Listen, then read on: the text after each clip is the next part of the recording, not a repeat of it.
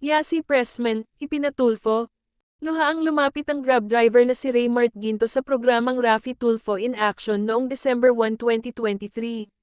Kwento ni Raymart noong November 21, bandang tanghali, nabundol ang kanyang minamanehong kotse ng isang SUV sa Bonifacio Global City, Taguig City.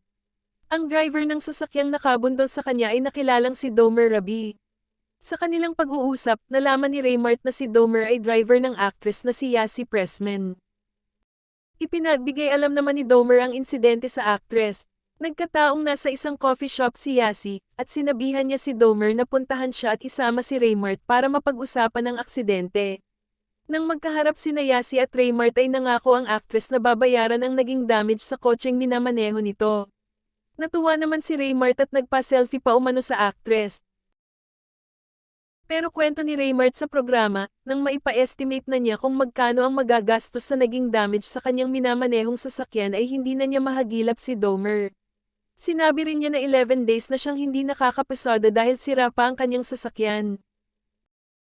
Kinontak naman ng programa si Yasi, na agad humingi ng pasensya kay Raymart.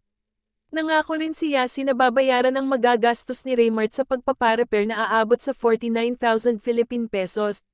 Bukod dito, sasagutin din niya ang nasa 22,000 Philippine pesos na dapat ay naging kita ni Raymart sa 11 araw na hindi ito nakapasada.